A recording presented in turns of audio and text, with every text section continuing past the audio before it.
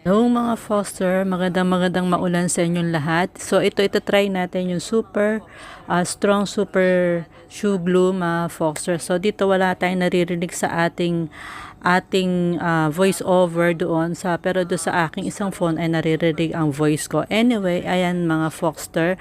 So pinapakita ko yung before nung sasapatos ko do sa slip-on rubber shoes ko, yung bakbak siya mga foster at saka crack siya, ayan nakikita nyo. Pero tinry ko itong isang rubber shoes ko, effective naman siya do sa super strong shoe glue siya mga foster. Anyway mga foster, ayan pinapakita ko mga kabalen mga foster.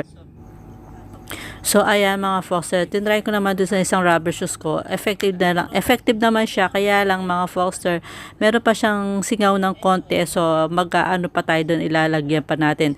Anyway, mga foster, ito nga, pinapakita ko nga yung slip-on natin na rubber shoes kasi crack na siya. At saka isa pa mga foster, tawag ito yan, bakbak na siya mga foster. So, ito try natin itong ating super strong shoe glue. So, ayan, nilagay na natin yung super strong shoe glue mga foster. So after a while babalikan natin siya. So makikita nyo sa second na video ko, makikita nyo kung tama ba siya or effective ba siya mga kabalen, mga foster.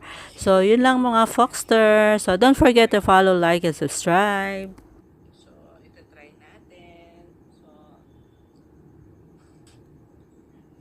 hindi ko lang alam kung ilang minutes para madikit siya mga foster. So ito.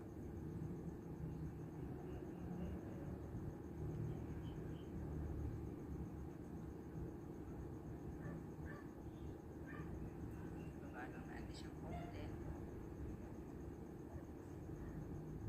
Para makita natin siya. So, lalagay tayo dito. Ayan. Ayan mga foster. Ayan. Nakikita ba? Taas natin ng konti. Ayan. Ayan. Ayan. So, ilalagay natin siya mga foster. Ayan. Kasi ano na, nabasa kasi siya nung isang sa mga tapak-tapak. Kaya pala, pag yung ano ko pala, hindi niya pala maano pala, hindi pala masira yung sapatos. Eh, ito nasira na. Yan. Subukan natin siya para dumikit siya mga foster. So, yan. Try natin siya.